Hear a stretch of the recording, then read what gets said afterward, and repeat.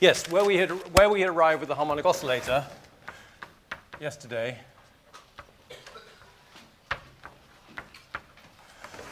was we had established that the expectation value of x squared in the nth excited state was 2n plus 1 L squared. Yes, of course, obviously on dimensional grounds. Yes, that's correct.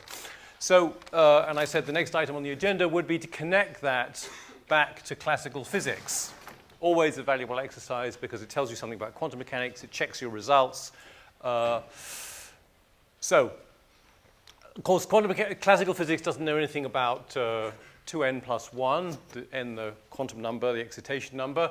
But it does know about the energy, and we know that n plus a half h bar omega is the energy. So we can write this as 2 times the energy over h bar omega. And this L squared, well, L was defined to be h bar, I think, over 2m omega. I probably had better check that my memory is that is correct, yes. So this L squared is an h bar over 2m omega. So therefore, this is the energy.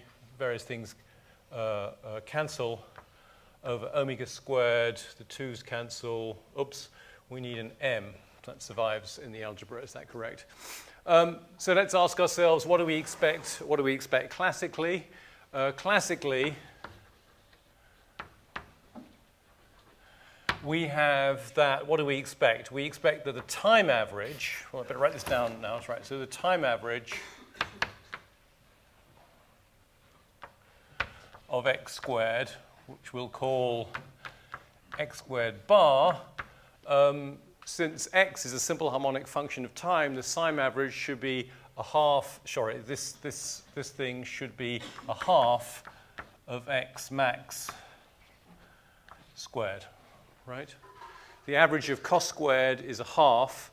So if we are writing that x is equal to x cos omega t, it follows that x squared bar is a half of x squared, the maximum perturbation. And what's the energy? The energy classically is a half k x squared, because when it's at maximum extension, it has no kinetic energy. It only has potential energy. That's how much it has. Omega squared is omega is root k over m, so this is a half, so k, omega is the square root of k over m for a harmonic oscillator, that being the spring constant. So if I want to get rid of k, I have to declare it to be omega squared, m squared, omega squared, x squared, right? So that leads to the conclusion that I'm expecting that x squared is equal to 2e over m squared omega squared, which is, but this thing is equal to 2 of x squared bar. So this leads to the conclusion that x squared bar is equal to e over m squared omega squared, in perfect agreement with the quantum mechanical result. Oh dear, we need to put this up, don't we? I've gone adrift by an m squared. Let me get rid of that stupid screen. I can only do one thing at a time. Too stupid. Lights and blinds. Screens. Up. Right screen, left screen, left screen. No, which side? Who are we talking about? You or me? Okay. Right, so there was a complaint. What went wrong? What went wrong was the squares of m. Where did I goof on that? That was because e was a half. No, that was correct. Yes, because it was inside the square rooty sign. Yes, exactly. So this shouldn't have been there. So this shouldn't have been there, and then everybody's happy. Thank you.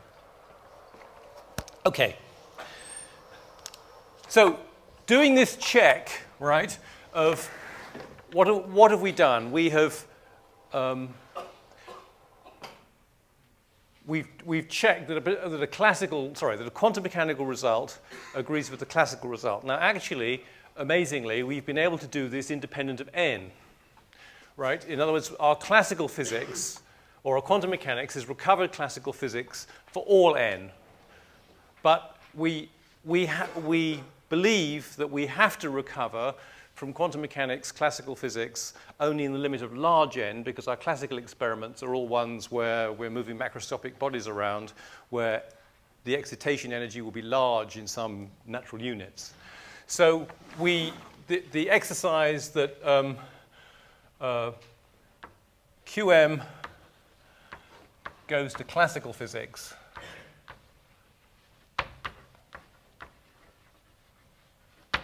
for large n, large quantum number. Here's our first example of a quantum number, a relevant quantum number. This is the correspondence principle. Correspondence.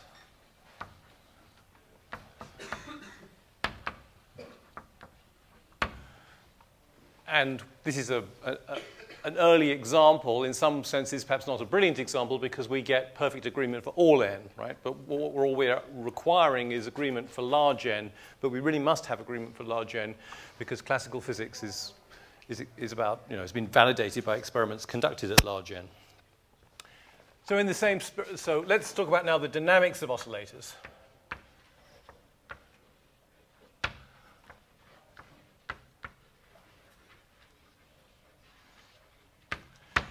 So far we have found these stationary states, and I've said several times these stationary states are highly artificial. One way you can see their artificiality is that nt, the state with energy n plus a half h bar omega at time t is equal to that state at time t equals 0 times e to the minus I. Now this is e over h bar t, but since e is n plus a half h bar omega, this is n plus a half omega t. So each and every one of these states has a phase which increments in time at a frequency n plus a half omega t, but the oscillator oscillates at a frequency omega, right? So we have to explain how it is that the oscillator oscillates at a frequency omega, but none of the states evolves in time. None of these stationary states evolves in time with a frequency omega, not one. So and moreover, the oscillators that we're familiar with in the school laboratory, masses on weights and stuff, will have values of n which are like 10 to the 28 or 34 or that kind of simply ginormous values of n. So the frequency here will be stupendous. And nothing in the laboratory is happening at that frequency. So this is total fantasy land. We have to get back to reality. We get back to reality by concentrating on expectation values because it's our connection to classical physics, which is what we are pleased to call reality. So let's calculate the expectation value of x. If we do it for n, we know we're going to get a constant, right? Because when we take the complex conjugate of this complex number, it will multiply together with the complex number over here and make 1. But we already know this. We already know that a stationary state has no time evolution whatsoever. So to get time evolution, what we need to do is say, the state of our system, we have to consider, to have something that moves, we have to consider a system which does not have well-defined energy, which means that its wave function, its state vector, wave function, whatever, is a linear combination of states of well-defined energy. And let's take a simple example. Let's suppose there are just two states present. No, sorry. The proposal is that let's do a sum. Let's do it in all generality. So we're going to write this as an e to the minus I.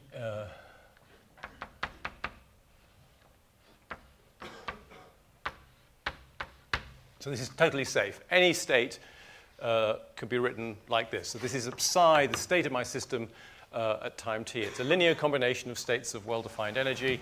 There's no question I can do that. It's a general initial condition. And now let us work out the expectation value of x.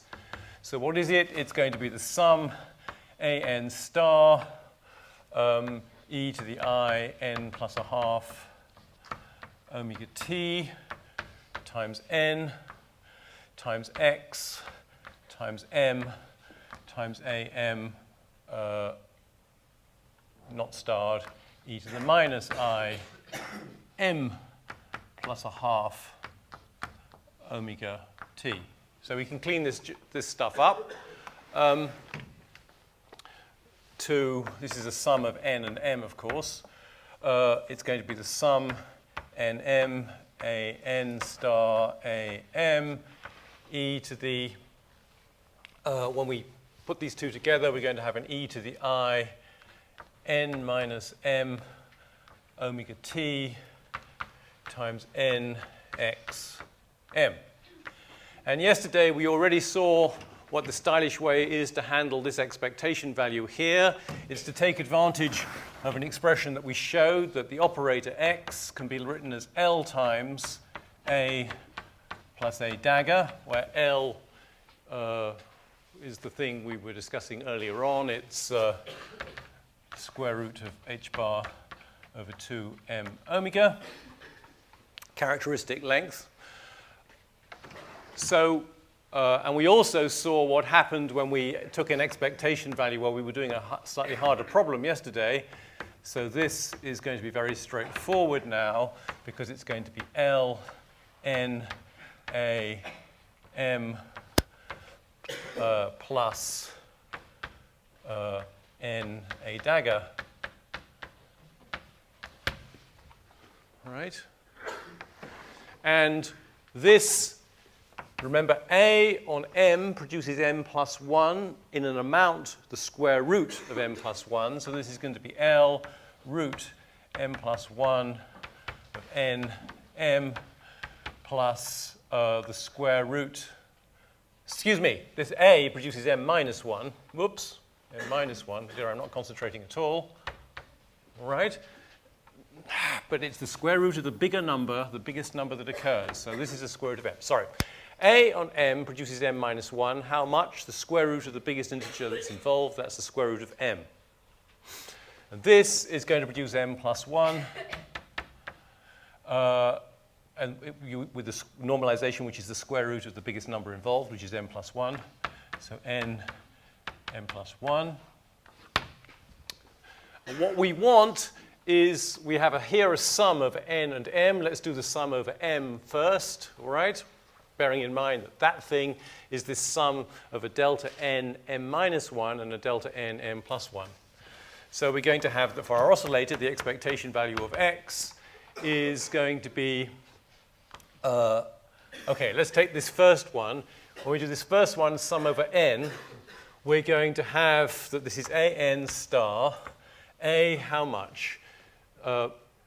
In order for this to be not 0, m has to be 1 bigger than n. So this is going to be the square root of n plus 1. And everywhere where I see an m, I'm going to have to write an n plus 1.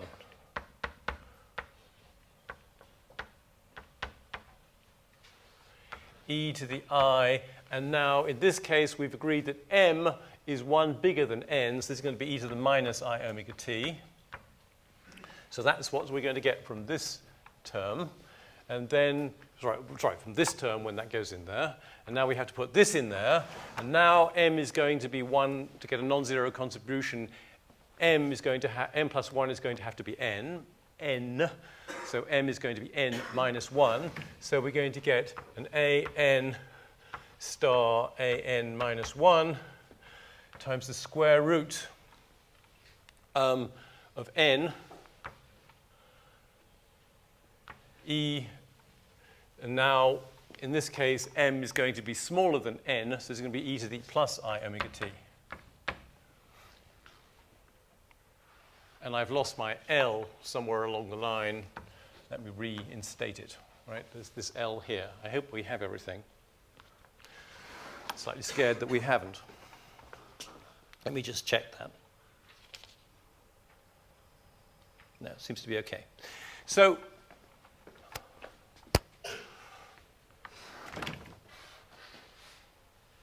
and we're still summing, I've lost the sum sign, we are still summing over n.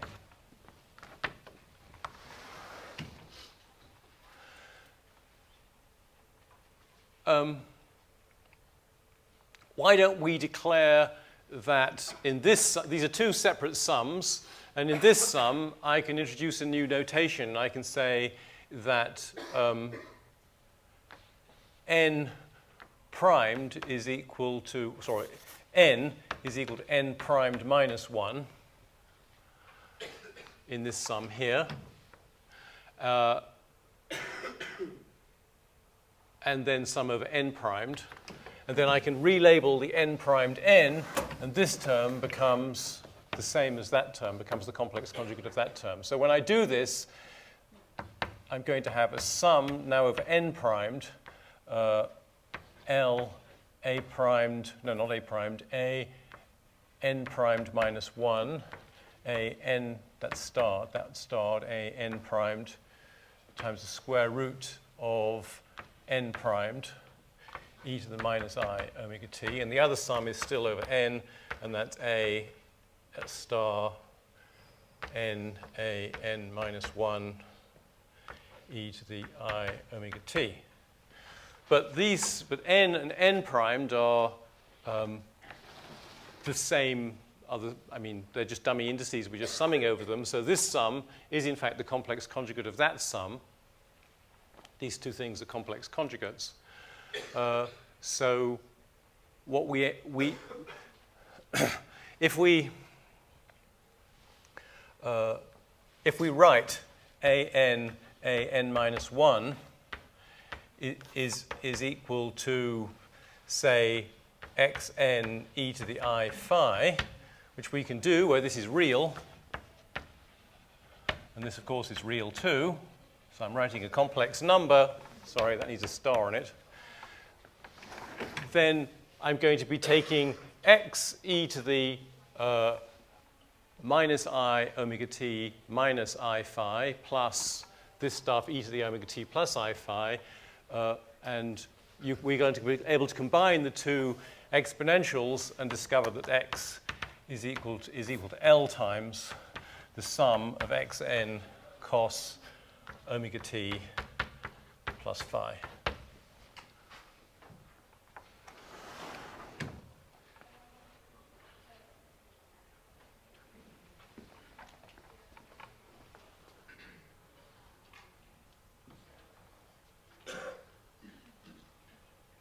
Sorry, we need a phi n on that. Excuse me. We need a phi n on that. So this obviously needs an n, and that is an n, because each of these complex numbers has its own phase. So what have we discovered? We've discovered that, lo and behold, the position, the expectation value of the position, does oscillate with periodically. This is now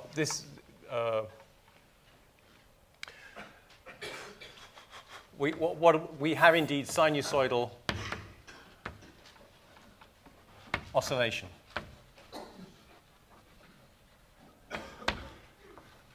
At period 2 pi over omega. In other words, we have in fact recovered classical physics, the classical motion.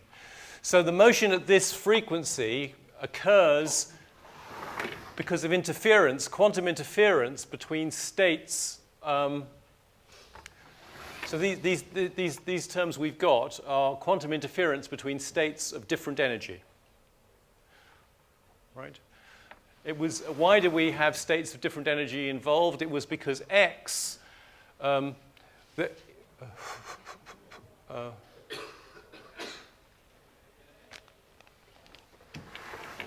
it was because, so when we took the expectation value of X, we got this huge long sum, which involved cross terms between states of, it included the term nxn, right? That was also involved in here, in which the state of a given energy was present on both sides of X.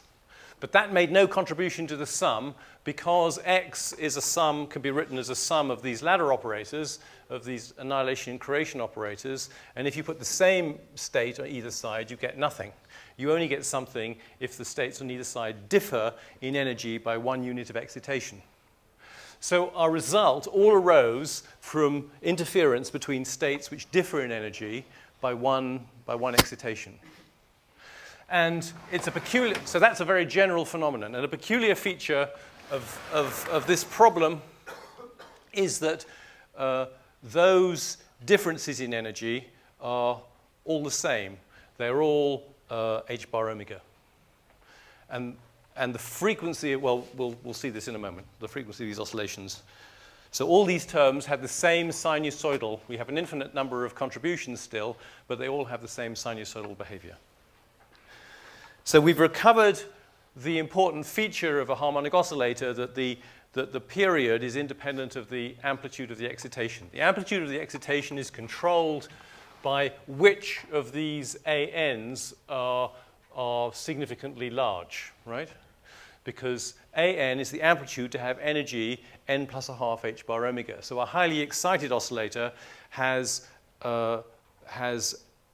the non-zero values of AN are all clustered around a large value of n, and a only gently excited oscillator has the ANs around zero, or small values of n being fairly large, and therefore this sum will be dominated by whatever region has the large values of A. But the result we've got is that there's harmonic motion at frequency omega, regardless of which terms in this sum are dominating. And that's this property that the period does not depend on the amplitude. So let's be more realistic and see how much more of classical physics we can get out of this by talking about an anharmonic oscillator.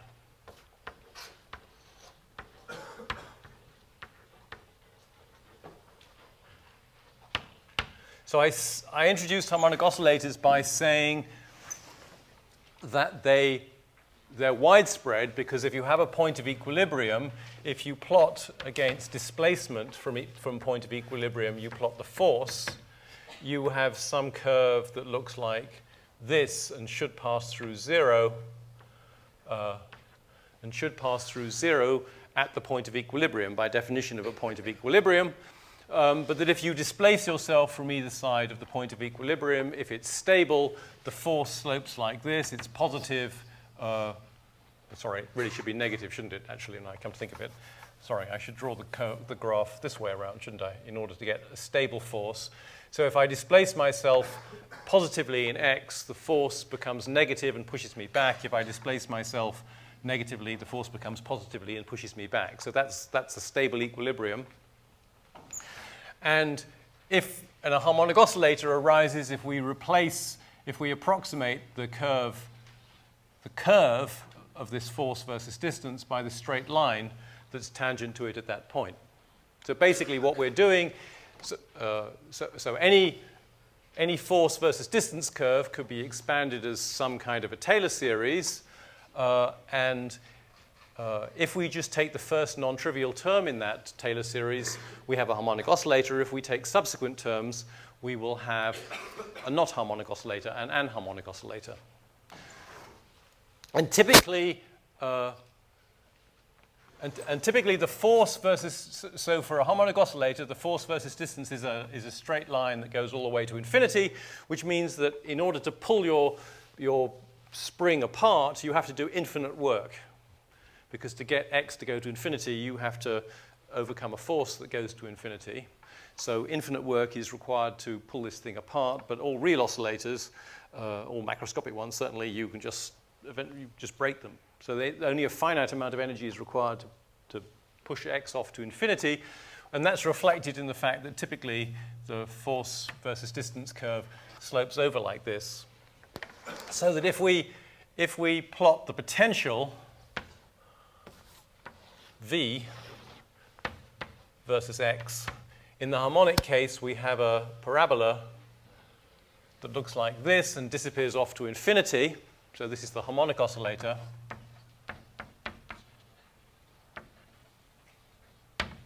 But in a real oscillator, the potential curve starts from some finite value at infinity. Sorry, and I need to draw it so it becomes tangent to this, and then disappears off like this. So this is a more realistic curve. And the harmonic oscillator is a good model if the parabola is tangent to the realistic curve over a decent range. That's the main idea. So what we should do is investigate, let's to see what quantum mechanics has to say about more realistic oscillators. Let us take, so this is just an example. Supposing we take v of x is minus some constant a squared plus x squared, and I suppose we need an a squared on top to get the dimensions straight.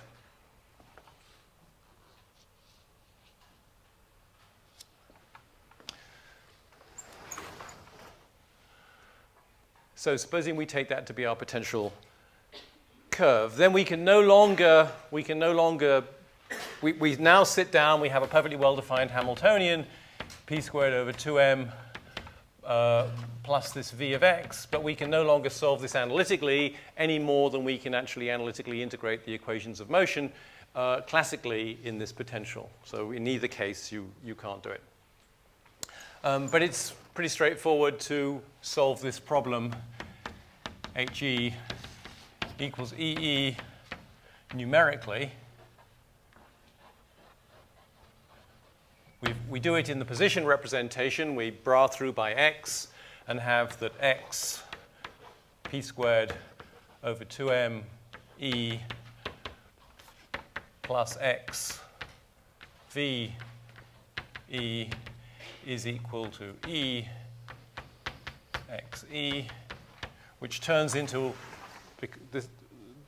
by the rules we've already discussed, this turns into an ordinary differential equation, minus h bar squared over 2m d2u by the x squared plus v of x u is equal to EU, where u, of course, is equal to x E.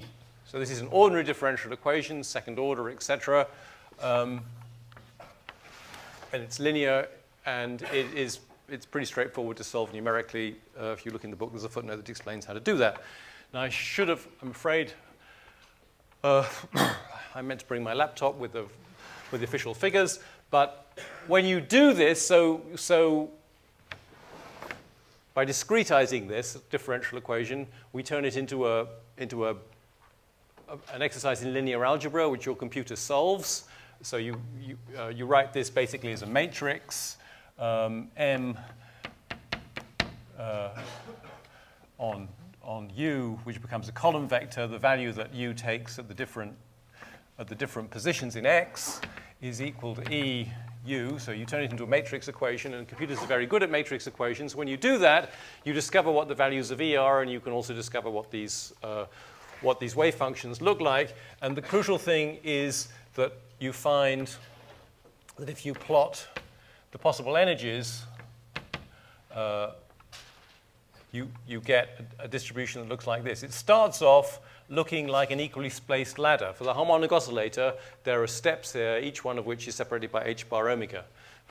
So we start off like that with the spacing given by the harmonic oscillator that's tangent to the bottom of the curve. But as we go up, the spacing gets less and less and less and less and less and less. And what essentially the algebra is doing is giving you an infinite number of allowed energies, or already in a finite range, because this is V naught. Okay, so that potential allows that potential, as x goes to infinity, goes to a finite value.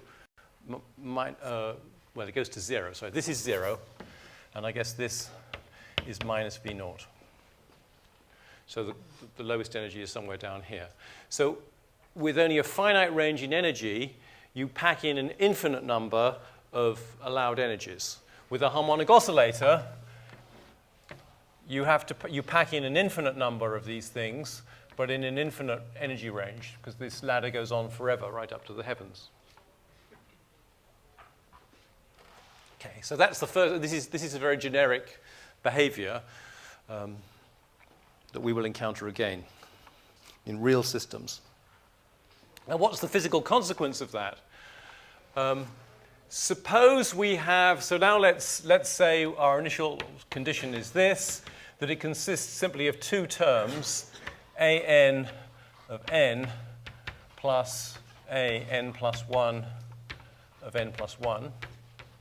And so the time evolution is going to be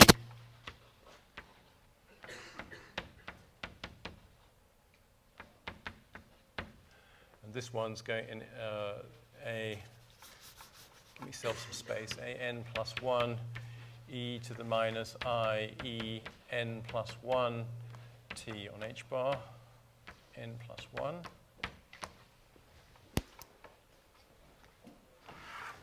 So that's not a completely general initial condition now, because I'm assuming that there are only two non-vanishing amplitudes. So my state, it happens to be such there are only two possible values of the energy that I can measure. There's an amplitude an to measure the energy en, and there's an amplitude an plus 1 to measure the next highest energy. Okay, so this is kind of a special case.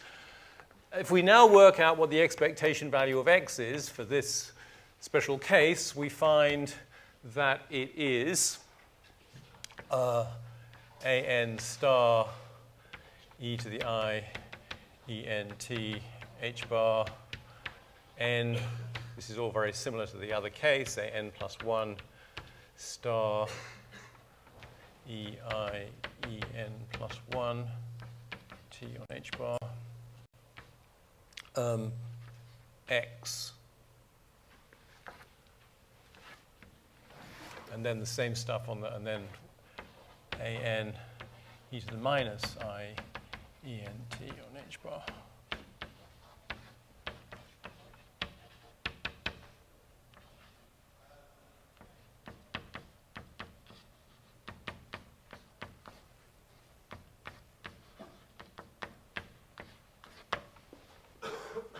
Now, when we multiply this stuff out, we will get,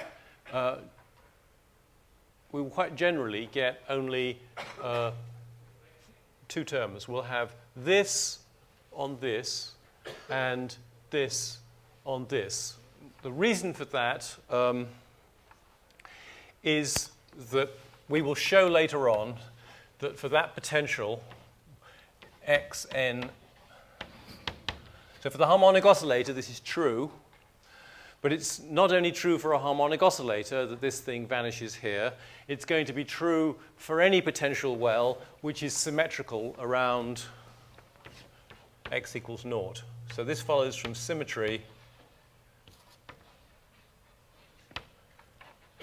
of v of x, that v of x is an even function of x. So long as v of x, the potential, is an even function, the same behavior at minus x as plus x, this will vanish. We will show this as we go along. I haven't shown it yet, but that will be true. So given that that's so, quite generally, my expectation value here is going to be an star.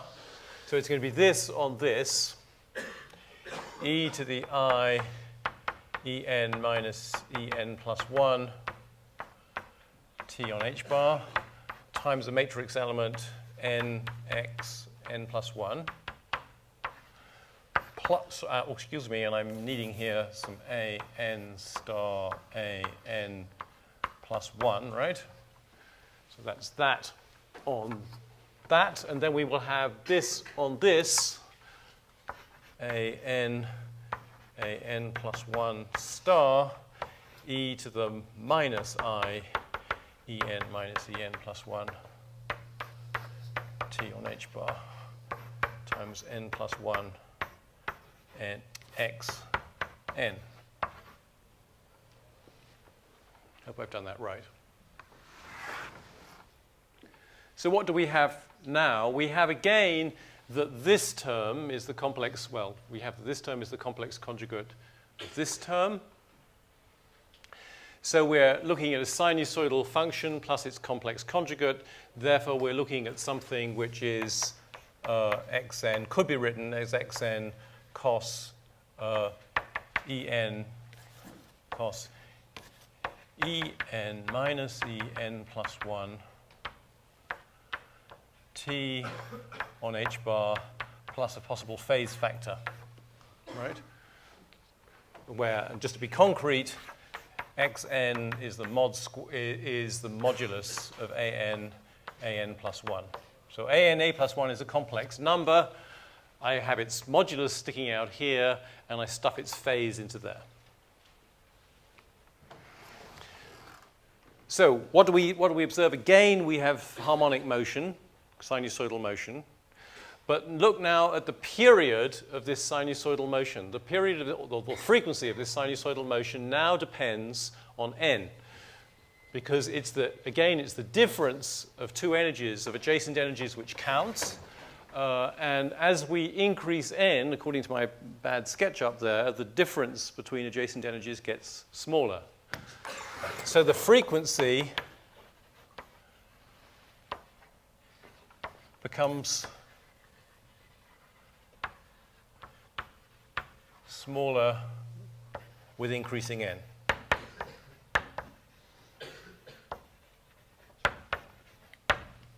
So we're recovering a classical fact, which is that if you have an anharmonic oscillator of a typical type, and you make bigger, you kick it to a bigger oscillations, its period will slow down. And that's true of an ordinary pendulum. An ordinary pendulum has its highest frequency if you have it go to and fro with a small amplitude that clockmakers make their pendulums go to. But the period goes to, as you increase the amplitude of the oscillation, so this is as it were high omega for a pendulum. As you boost the period to the point at which it's about to go over top dead center, if you make it swing so it goes like this and then like this, the period goes to infinity formally. Well, it does go to infinity. It's hard to do experimentally as you increase the amplitude to the point at which it would go, just keep on going. It had enough energy to go right through top dead center. So this slowing of the period with increasing amplitude is manifested in a standard pendulum, and we see how it emerges from the structure. So here we're learning something important, that the way in which the dynamics is encoded in the spacing of the energy levels of the energies of the stationary states. These are just simple examples of what's totally generic. Okay, something else that we can learn about this anharmonic oscillator is that, so more generally, this was a simple example. I said, let's consider, in order to get something to move, I considered a state that was that had undefined energy. To keep it simple, I took just two non-vanishing amplitudes. There are only two non-vanishing amplitudes in the expansion of the state in stationary states. Realistically, we would have, if you take an ordinary pendulum like that and you give it a jog, the energy will be uncertain by zillions of values of h bar omega, and many of these coefficients will be non-vanishing. So more generally, we're going to have that psi is equal to, it will have many terms, and let's just write down a few of these terms.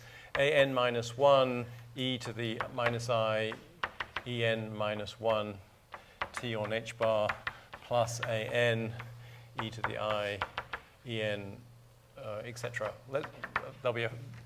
So there will be many of these coefficients, but if we know pretty much what the energy of the oscillator is, right? We've lifted our bob up to 30 degrees or something and let it go. The energy is not completely undetermined, and what that means is that many of these will be non-zero, but they will all be clustered around some particular value of n.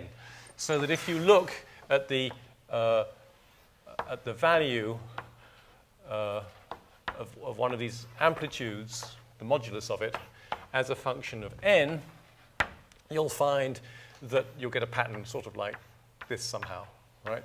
There'll be an n at which the amplitudes peak, and there'll be small values here because we're pretty certain the energy isn't that small, and small values here because we're pretty certain the energy isn't that large. So that's the generic situation. And when we come and calculate the expectation value of x, what we now have is the same sort of thing as up there, but it's somewhat more complicated. We're going to have an an star a n minus 1, sort of the things that we had before, e to the I en minus 1 t on h bar times some matrix element n x n minus 1. And then we will have, actually I wanted to do this the other way around, didn't I?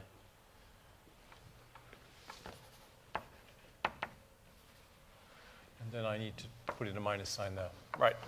Then I will have, the next one I will have, because nxn will vanish, the next one I will, by this symmetry property, I will have an plus 1 star an e to the minus I en minus en plus 1 t on h bar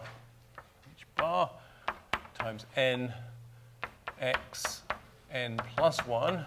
And then I will have, not plus, it's not equals, but plus, a n plus 3 star a n, this will be the next term, e to the I, e n minus e n plus 3 t over h bar n x n plus 3 plus dot dot dot dot, right? This is a specimen of a disgusting expression which would give us the expectation value of x. So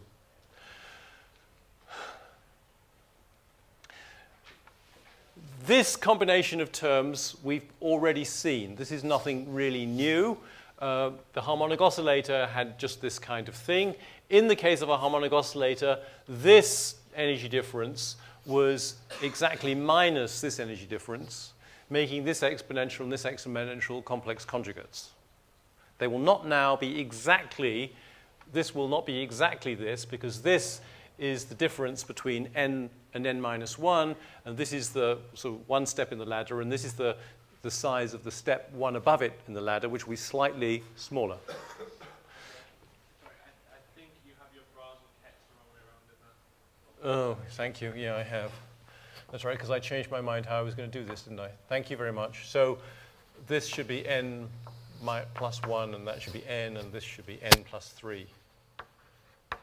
Okay. It's good to know that there's understanding in the room.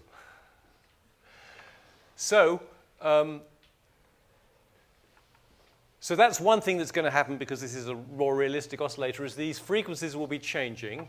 And this, crucially, this frequency here will be present, where it wasn't present in the harmonic oscillator case. In the harmonic oscillator case, this number here vanished. In principle, this would have been here, but this matrix element vanishes for the harmonic oscillator.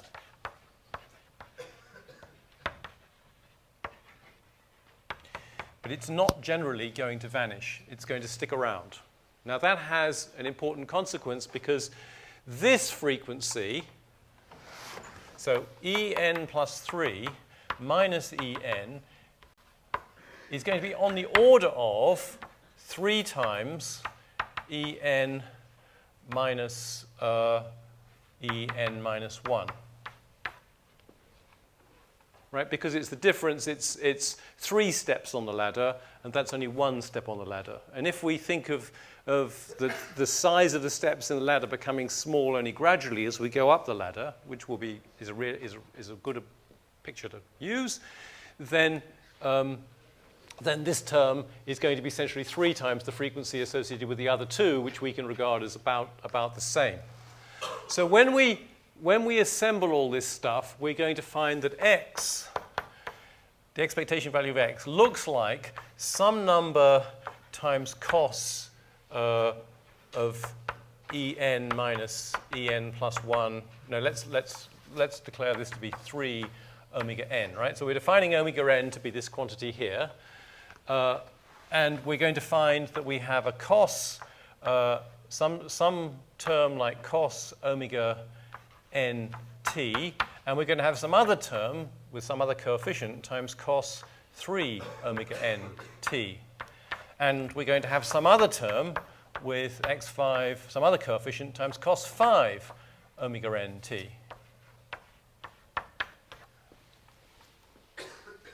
So that this number will depend on, will contain products of stuff like an plus 3 star and an plus 3, an plus 5 star, etc., right? And this will contain things like an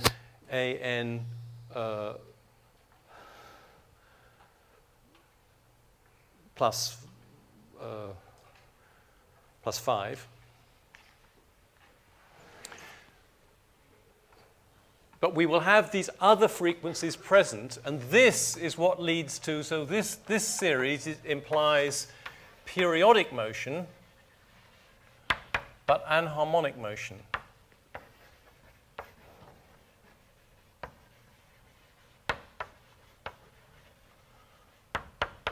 So in a musical instrument, the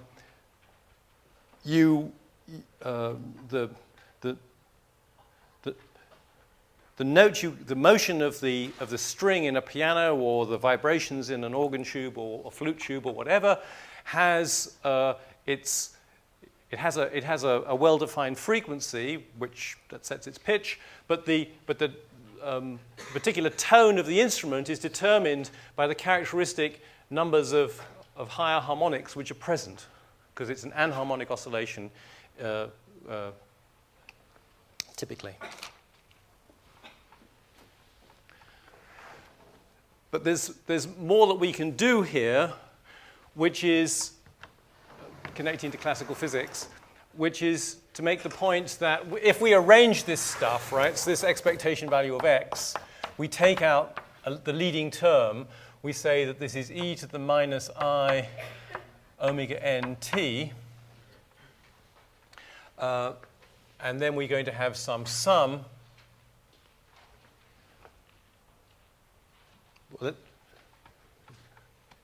No, sorry, it's better than, it gets very complicated if you think about the expectation value of x. It's easier if we think about psi itself as a function of time.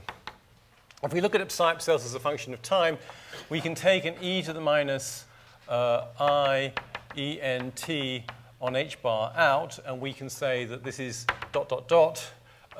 a n n plus e to the I e n plus 1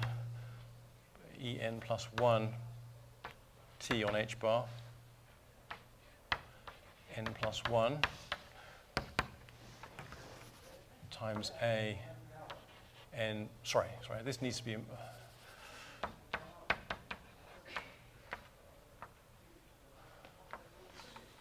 let's need a minus sign there. I need a t on h bar there. So I've taken a common factor out. So this one doesn't have any exponential. This one should have its proper exponential minus the thing that I've taken out.